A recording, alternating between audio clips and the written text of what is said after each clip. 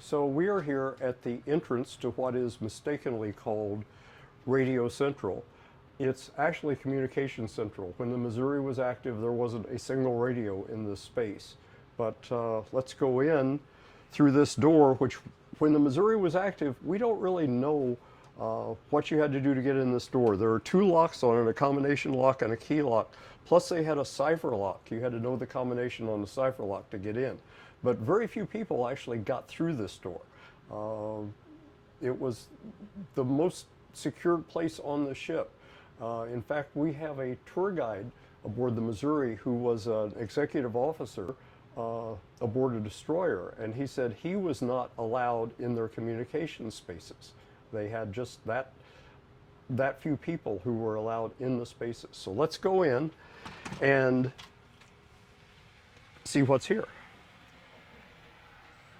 So if you would come to this space with business here when the Missouri was active, you would have rang a doorbell on the outside and someone would have come up and opened this little door, which is barred, and you would have passed your communications back and forth, but not before they pulled all these blue curtains around us so you couldn't see what was in here.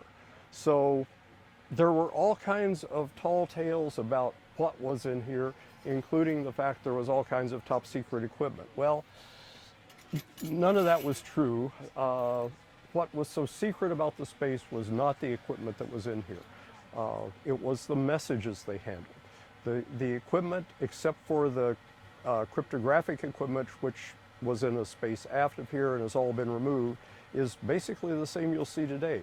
Most of the equipment in this space is not original. It has been restored, brought back from inactive Navy ships and put back in place. And we've tried to make it as accurate as possible. Unfortunately, we have not had contact with anybody that worked in this space. We've worked from drawings and a few photos, and we think we've got it pretty close, but we hope so. Well, you can start right over here, turn around over there where the flag is folded. You see all those little bins? Yes. Okay, when the message comes in on the teletype machine, it's logged in, and then it's put in a box. And each box has an addressee, and then they're called on this. So you got a message in Radio Central, and so they send somebody down. To pick It it could up. be the captain, it could be the engineering officer, maybe he ordered some parts, and that's a status report. So all of those bins down there were all the local destinations where all the messages went, and then we kept copies of every message here until a certain time, and then when we pass that time limit, because they don't have unlimited storage, they grind them up. I understand you're the head of the volunteers? I'm the volunteer director of the Battleship Missouri. So all the volunteers come through me to volunteer at the different places on the ship. So we have tour guide battleships, we have the radio crew, we have painters, we have people work on teak, we have office people, we have volunteers all over the ship. This last December, we had 5 people make 20 years of volunteering on the ship. And so they were here the first year the ship got here. Wow. So the radio people I get to know very well, but they have so much information. They've been through a lot of things. Some of them served on ships, a lot of them in the Navy, so they're a fountain of information, of history for us. And I think that's one of the impressive things about working with volunteers, is getting information from them. So can you give us a very brief summary of why the Missouri is so important? The Missouri is important, and this is the way I look at it. The Missouri is important because the end of the most destructive war in the history of mankind ended on board this ship. Over 60 million people throughout the world died in World War II. The horror of that is about 2/3 were civilians. Now that ended when the Japanese signed the surrender on board the surrender deck of the Battleship Missouri. And that's why we're very important in the history of the world. World War II ended. Most of the world didn't know it ended until the Missouri sent the message in Morse code that said World War II is over.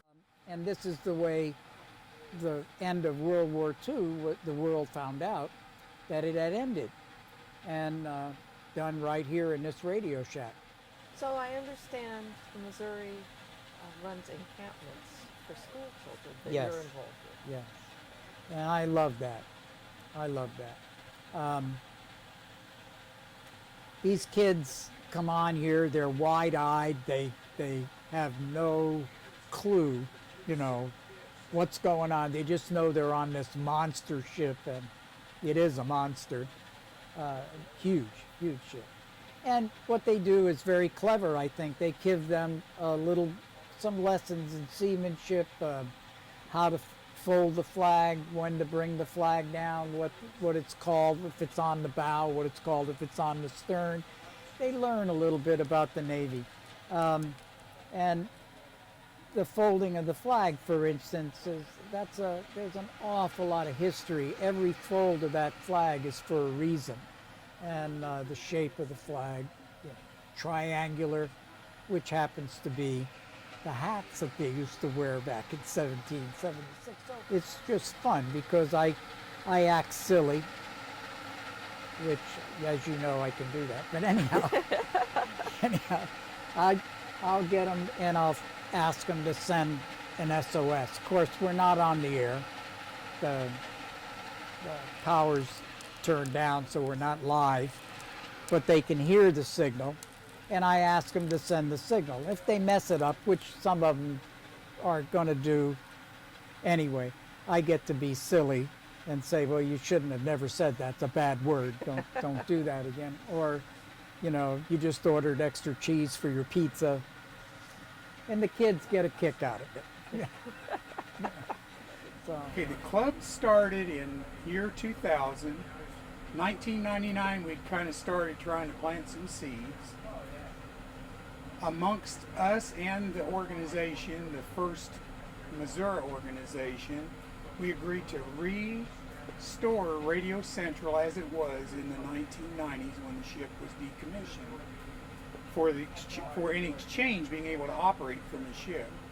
A lot of us in my neighborhood cannot have antennas, and throughout the island here it's pretty difficult to put antennas up, so that was a big plus for the 20 of us or so that restored Radio Central. So I've heard there are also special events on board the Missouri that are part of the broader amateur radio special event. Yes, on the Missouri we try our best to operate there's a museum ships on the air weekend, the first weekend of June every year. All the museum ships in the world, or not all of them, but all of them that can participate. And we really need operators to come work with us on that weekend, because it needs 10 to 20 people to really put on a good appearance in the museum ship weekend. That's a 48-hour period of operating time, so it's kind of, especially with us guys all getting up in years, it's a little tough to operate for 48 hours by ourselves. And we have a Hawaii QSO party is an event that we like to participate in. We like to get on the air on September the 2nd for the signing of the surrender. And usually we'll come kind of low-key operate on Pearl Harbor Day, because a lot of hams are on the air kind of looking for Pearl Harbor on December 7th, so we do that as well. Sure. Plus there's the birthday of the ship in January. We try to operate some at that point in time as well. So if a ham radio operator is visiting Hawaii, can they come to this radio room and When there is a qualified operator able to bring them in and set them up, yes, that's very true. I'm here most of the time. I live only a couple miles from the ship, and generally we try to get the people come meet us on Saturday morning when we have our get-together, and then we come over to the ship, set them up on the radio, and let them do operating here on board, as long as they'd like to. Once they're qualified to operate the radio and have signed in as a set up as a volunteer, they can come back and operate all they want to during their time here, or if they live here anytime they want to, they can come in and operate when the ship is open. The radio room in general is an excellent venue for ham radio because all the cables that are attaching the antennas come through this room, all the receiving antennas. And all the equipment in the back room there, at least some of it could be reactivated. As the previous interviewer, Chuck, showed us an example of a 1,000-watt radio transceiver that's sitting on the floor here. At one point we did use it, and then we discontinued doing that. But all the cables that you see hanging loose in the back room where all the radio receivers are located, they used to go to a patch panel. So any antenna could be patched to any radio in the room. And like he said, we had an abundance of radios because we also had an abundance of radio frequencies that we were required to cover. So this is not meant to be a radio, more of a supervisor's desk here. Oh, okay. Because we have the secure phone, all of these boxes here, therefore calling people on different places on the ship and then talking to them.